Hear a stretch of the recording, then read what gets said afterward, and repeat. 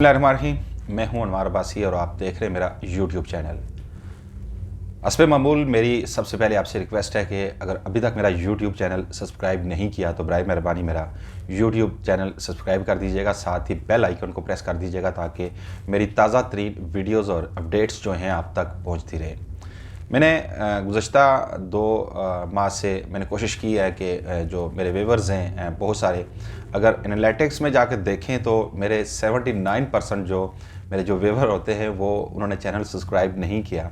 तो मैं आपसे रिक्वेस्ट करूँगा कि अगर आप तक मेरी यूट्यूब की कोई भी वीडियो पहुँच रही है तो बराए मेहरबानी मेरा यूट्यूब चैनल सब्सक्राइब कर दिया करें ताकि इससे ज़्यादा से ज़्यादा मेरी जो अपडेट्स हैं, मेरी जो वीडियोज़ हैं वो आप तक पहुंचती रहेंगी। चूँकि आजकल चूँकि एक ही मौजू है जो ज़ेर बहस है, बल्दियाती इलेक्शंस, और वो भी खैबर पख्तूनख्वा के हवाले से।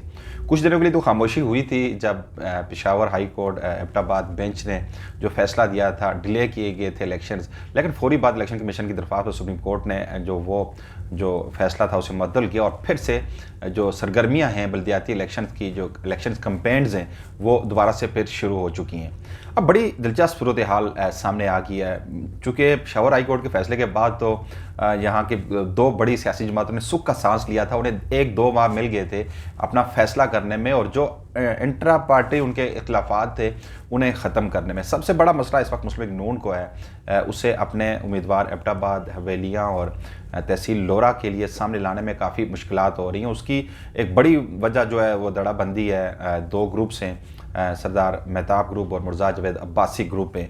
दोनों ग्रुपों के दरमियान किसी मामले में कंसेंसस पैदा नहीं हो रहा। आल्दो की एक कमेटी बनी थी शाहिद खकान अब्बासी, ख्वाजा साद रफ़ीक और एहसन इकबाल की पर मुश्तमिल 3 रुकनी कमेटी बनी थी, लेकिन वो कमेटी भी अभी तक किसी हतमी फैसले पर नहीं पहुंच चुकी। अब ये चूँकि चमगोइयाँ हो रही हैं मुख्तलिफ सोशल मीडिया पे, दोनों ग्रुपों की जानब से अपना जो उनका मीडिया सेल है वो कैंपेन चला रहा है, वो अपने कैंडिडेट्स को सामने ला रहा है, लेकिन जो हमें कुछ ज़राए से खबरें मिली हैं उसमें ये बताया गया है कि एबटाबाद के लिए सरदार शमून का नाम सामने आ रहा है। इसके अलावा चूँकि हवेलियाँ के लिए नबील अब्बासी को दे दिया गया था, टिकट दे दिया गया था, लेकिन अब कुछ खबरें ये भी आ रही हैं कि शायद वो टिकट वापस करके अरसल परवेज़ को दे दिया जाए। अब तहसील लोरा की बड़ी दिलचस्प सूरत हाल है। चूँकि मिर्ज़ा जावेद अब्बासी जो सूबाई जनरल सेक्रेटरी भी हैं मुस्लिम लीग नून के खैबर पख्तूनख्वा से, उन्होंने फैसला कर दिया था टिकट के हवाले से। फैसला तो उन्होंने हवेलियाँ का भी कर दिया था, नबील साहब को टिकट दे दिया था और यहाँ पर एक बड़ी माकूल शख्सियत थी जनाब इफ्तिखार अबाई साहब, उन्हें टिकट दे दिया था। लेकिन उसके बाद जो दोनों ग्रुपों के दरमियान जो इख्तिलाफात है, सरदार मेहताब ग्रुप जो है या सरदार मेहताब वो अपनी शिकस्त नहीं मान रहे। आल्दो कि वो लंदन से वापस आ चुके हैं, उन्हें वहाँ पर कोई पॉजिटिव रिस्पांस नहीं मिला, लेकिन इसके बावजूद वो अपनी चूँकि सीनियरिटी है उससे प्रूव करना चाहते हैं। उनका ये कहना है कि अगर आज मैं सरेंडर कर गया, मैंने जाके वहाँ पर जो ज़िले सेक्रेटरीट है मुस्लिम लीग नून का, वहाँ पर मैंने अगर जुल्फ़िकार अब्बासी को जाकर अपने बेटे के लिए दरख्वास्त दे दी तो मेरी जो बरसों की जो सियासत है वो तकरीबन ख़त्म हो जाएगी। उन्होंने अपनी एक अना का मसला ज़रूर बना रखा है। दूसरी जानब जो उनकी जो पैरेलल तंजीम है जो उन्होंने बनाई थी, एक तो मिर्ज़ा जावेद अब्बासी की तंजीम थी और दूसरी जो उनकी तंजीम थी, उन्हें वो तहलील करने पर तैयार नहीं है। अब ये 2 सूरतें थी, 2 इब्तिदाई शराइत थी मिर्ज़ा जावेद अब्बासी की जानब से, लेकिन उस पर अमल दरामद नहीं हो सका और वो मानने के लिए तैयार नहीं थे मेहताब अब्बासी। इसी वजह से जो रिफ्ट है दोनों ग्रुपों के दरमियान वो बरकरार है। अब आते हैं पाकिस्तान तहरीक इंसाफ पे। पाकिस्तान तहरीक इंसाफ पहले ही मुश्किलात का शिकार है। जो कि बल्दियाती इलेक्शंस का जो पहला फेज़ था वो बुरी तरह तो नहीं कह सकते, लेकिन हार चुकी है खैबर पख्तूनख्वा में। चूँकि हुक्मरान जमात थी और 17 और 21 का मुकाबला था।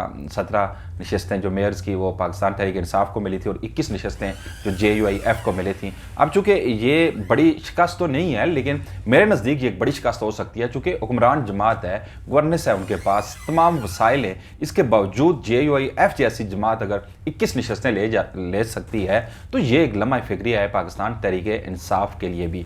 दूसरी जानब चूँकि देखा जाए पाकिस्तान मुस्लिम लीग नून की अगर बात की जाए तो हज़ारा में ये कहा जा रहा था खैबर पख्तूनख्वा में काफ़ी मजबूत है, लेकिन उसका कोई वहाँ पर हमें इन्फ्लुएंस नज़र नहीं आया। चूँकि वहाँ सिर्फ 3 नशस्तें मुस्लिम लीग नून ले सकी। पीपल्स पार्टी का भी कोई यही सूरत हाल है। वहाँ बड़ी अगर अपोजिशन जमात के तौर पर सामने आई है तो वो JUIF है। अब इसी तनाज़ुर में वज़ीर-ए-आज़म इमरान खान काफ़ी पैनिक हुए। उन्होंने खुद ज़ाती दिलचस्पी लेकर पहले जो तंजीमें थी उसे तहलील किया और उसके बाद हमने देखा कि नई तंजीम साजी हुई और नई तंजीमें जो तश्कील दी गई। परवेज़ खट्टर को सूबाई सदर बना दिया गया। इसी तरह चूँकि अब वज़ीर-ए-आज़म इमरान खान ज़ाती दिलचस्पी ले रहे हैं, उनका ये कहना है, उन्होंने मुतअद्दिद बार ये कहा है कि अब मेयर्स के टिकट्स भी वो खुद देंगे, क्योंकि ये इल्ज़ाम था कि पहले जो मेयर्स के टिकट दिए गए वो जो मेरिट पर नहीं दिए गए, जो पाकिस्तान तहरीक इंसाफ के नज़रियाती कारकुनान थे उन्हें नज़रअंदाज किया गया और वो मुकाबले में आगे अपने टिकट होल्डर्स के ख़िलाफ़। यही वजह थी जो शिकस्त की वजह बनी है पाकिस्तान तहरीक इंसाफ की, वो बुनियादी तौर पर यही वजह थी। अब चूँकि दूसरी जानब अगर आप देखें तो दूसरा फेज़ अब पहुंच चुका है। 31 मार्च को सेकंड फेज़ होने जा रहा है। अब देखना यह है कि अब सेकंड फेज़ में पाकिस्तान तहरीक इंसाफ को जो मुश्किलात हैं, वहाँ पे अक्सर ये होता है, जनरल इलेक्शन में भी आपने देखा, बल्दियाती इलेक्शन में भी देखा कि जिन पाकिस्तान तहरीक इंसाफ के जो उम्मीदवार होते हैं टिकट्स नहीं मिलते, वो आज़ाद हैसियत से इलेक्शन में हिस्सा लेते हैं और अपने ही उम्मीदवार के ख़िलाफ़ खड़ा हो जाते हैं इलेक्शंस में, और फिर उसके बाद ये होता है कि पाकिस्तान तहरीक इंसाफ को शिकस्त हो जाती है। अब देखना है सेकंड फेज़ में क्या होता है। और बिलखसूस अगर 3 तहसीलों की बात की जाए, ज़िला एबटाबाद, हवेलियाँ और लोरा की। एबटाबाद में पाकिस्तान तहरीक इंसाफ के लिए काफ़ी मुश्किलात हैं। मैं ये पहले आपको बता दूं कि इस वक्त पाकिस्तान तहरीक इंसाफ एबटाबाद की सीट जीतने की पोजीशन में नहीं है। वहाँ पर सरदार शेर बहादुर एक मजबूत उम्मीदवार के तौर पर सामने आ चुके हैं, और इसके अलावा मुस्लिम लीग नून अगर इतफाक़ कर लेती है सरदार शमून पर तो फिर मुस्लिम लीग नून के उम्मीदवार और उनके दरमियान मुकाबला होगा। हाँ, एक चीज़ को नज़रअंदाज वहाँ पर नहीं किया जा सकता। अब्दुल रज़ाक अब्बासी जमात इस्लामी के जो कैंडिडेट हैं वो सामने आए हैं और वो भरपूर अपनी इलेक्शन मुहिम चला रखें। गुज़श्ता रोज़ भी हमने देखा कि उनका वर्कर कन्वेंशन था, एक बड़ा इज्तिमा था, उसमें भी हमने देखा कि वो काफ़ी लोग वहाँ पर मौजूद थे और काफ़ी एक्साइटेड नज़र आ रहे थे। लेकिन मैं ये समझता हूँ कि वहाँ पर मुकाबला मुस्लिम लीग नून और वहाँ पर आज़ाद उम्मीदवार जो है सरदार शेर बहादुर उनके दरमियान हो सकता है, चूँकि जो एक्सपेक्टेड पाकिस्तान तहरीक इंसाफ के जो कैंडिडेट हैं वो इतने मतलब मजबूत नहीं है कि वो मुकाबले की दौड़ में शामिल हो सकें। ये मेरी अपनी ज़ाती ओपिनियन है, बाकी वक्त आने पर पता चलेगा कि क्या। दूसरी तरफ अगर तहसील लोरा की बात की जाए तो तहसील लोरा में भी काफ़ी कन्फ्यूजन फैली हुई है। कैंडिडेट जो यहाँ के कारकुन हैं, जो वर्कर्स हैं पाकिस्तान तहरीक इंसाफ के, टिकट का फैसला नहीं हो रहा। मुख्तलिफ जो उम्मीदवार हैं उनकी जन्म से कंपेन्स चलाई जा रही हैं, ये दावे किए जा रहे हैं कि उनका टिकट कन्फर्म हो गया है, लेकिन अभी हतमी तौर पर उसे अनाउंस नहीं किया गया। लेकिन अब वक्त आ गया है कि उसे अनाउंस कर दिया जाना चाहिए, चूँकि ताख़ीर का जितना भी शिकार होगा तो फिर ये जो इंतखाबी मुहिम है इस पर काफ़ी असर पड़ेगा। उसमें अगर सरदार रजब अली ख़ान को या सरदार फजल हादी, ये दोनों ही उम्मीदवार हैं, तीसरा उम्मीदवार मैं ये उम्मीदवार ज़रूर थे, लेकिन इन दोनों के दरमियान टिकट का फैसला होगा, या सरदार रजब अली ख़ान के हक़ में होगा या सरदार फजल हादी के हक़ में होगा। लेकिन अगर पाकिस्तान तहरीक इंसाफ ने बर वक्त फैसला ना किया तो फिर यकीनन काफ़ी असरअंदाज हो सकती है कैंपेन, और उसमें पाकिस्तान तहरीक इंसाफ को वो नताइज हासिल नहीं हो सकते जो वो एक्सपेक्ट कर रहे हैं। यहाँ पर मुस्लिम लीग नून फिर 2 दड़ों में दिखाई दे रही है। यहाँ पे बैरिस्टर जावेद अब्बासी और मुर्जाद जावेद अब्बासी के अलग अलग जो ग्रुप्स हैं, और ये भी खबरें आ रही हैं कि अगर टिकट मुर्जाद जावेद अब्बासी ही के जो हमायत याफ्ता उम्मीदवार हैं इफ्तिखार अब्बासी उन्हें मिला तो बैरिस्टर जावेद अब्बासी ग्रुप जो है किसी दूसरे उम्मीदवार को सपोर्ट करेगा, वो इफ्तिखार अब्बासी के हक़ में नहीं जाएगा। ये चूँकि मैं वहाँ की जो लोगों की अपनी ज़ाती ओपिनियन होती है उसके तहत मैं यहाँ आपको ये खबरें दे रहा हूँ, लेकिन हो सकता है कि इन दी एंड दोनों ग्रुपों के दरमियान कंसेंसस पैदा हो जाए और एक प्लेटफॉर्म से होकर वो इलेक्शन में हिस्सा लें, तो उस सूरत में मुस्लिम लीग नून वहाँ पर सख्त मुकाबला करेगी पाकिस्तान तहरीक इंसाफ से। वहाँ पर दीगर जमातें भी हैं, मजहबी जमातें हैं, जिस तरह तहरीक लब्बैक है, सिपाही साहबा है, मतलब राय हक पार्टी जिसे कहा जा सकता है, JUIF है, और उसके अलावा जमात इस्लामी है। जमात इस्लामी के भी कैंडिडेट हैं मुबशर अब्बासी और राशिद याकूब अब्बासी है जो वहाँ पर तहरीक लब्बैक के कैंडिडेट हैं, और मुफ्ती नदीम जो JUIF के कैंडिडेट हैं, इकराम अब्बासी हैं राय हक के कैंडिडेट, ये भरपूर तरीके से अपनी कैंपेन चला रहे हैं। लेकिन मुकाबला वहाँ पर मैं एक मरतबा फिर कह रहा हूँ कि 2 बड़ी सियासी जमातों के दरमियान होगा, मुस्लिम लीग नून और वहाँ पर पाकिस्तान तहरीक इंसाफ के दरमियान मुकाबला होगा।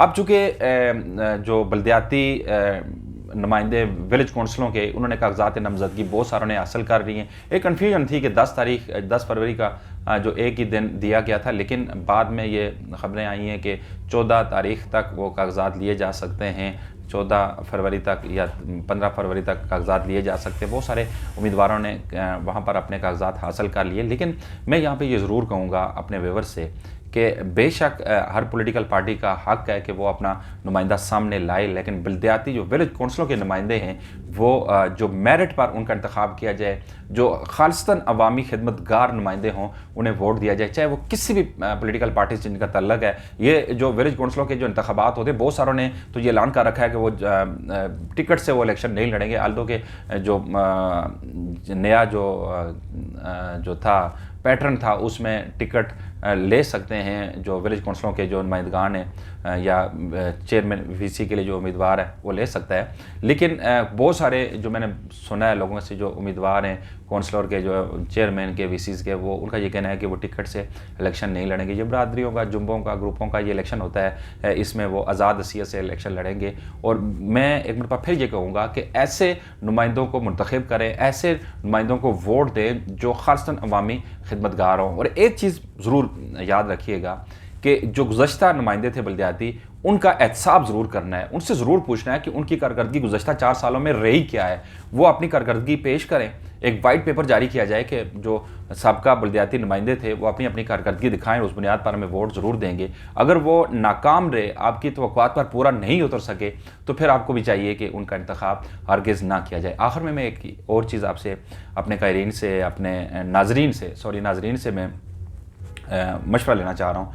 मैं दोबारा से, चूँकि मैं बराह रास्त प्रोग्राम्स की तरफ जाना चाहिए या नहीं जाना चाहिए, इस तरह रिकॉर्डेड प्रोग्राम्स किए जाने चाहिए, चूँकि अब इलेक्शंस कैंपेन भी शुरू हो चुकी है। मेरी पहले भी मैंने ऐलान कर रखा था कि मुख्तलिफ जो यूसीज़ के, वीसीज़ के या जो तहसील लेवल के जो उम्मीदवार हैं उनके लिए मेरा प्लेटफार्म हाज़िर है, सुप्रीम न्यूज़ का भी और रोज़नामा सुप्रीम का। वहाँ पर आकर वो अपने इंटरव्यूज़ दे सकते हैं, अपने जो मंशूर है वो बयान कर सकते हैं। मैं आपसे ये मशवरा देना चाहता हूँ, कमेंट्स के ज़रिए अपना मशवरा मुझे ज़रूर दीजिएगा कि मुझे दोबारा से लाइव प्रोग्राम्स करने चाहिए, मतलब मुख्तलिफ स्ट्रीम यार्ड या दूसरे किसी सॉफ्टवेयर के ज़रिए वहाँ से लाइव उन उम्मीदवारों को मैं प्रोग्राम में लेकर उनका जो नुक्ता नज़र है मैं आप तक पहुँचा सकूँ। मुझे अपना मशवरा ज़रूर दीजिएगा। आपके मशवरे की रोशनी में मैं अगला लाएबल का ऐलान करूँगा कि क्या मुझे लाइव प्रोग्राम करने चाहिए या इस तरह रिकॉर्डेड प्रोग्राम्स ही शुरू करें। एक चीज़ मैं आपको और बताता चलूँ कि सुप्रीम न्यूज़ बाकायदा तौर पर जो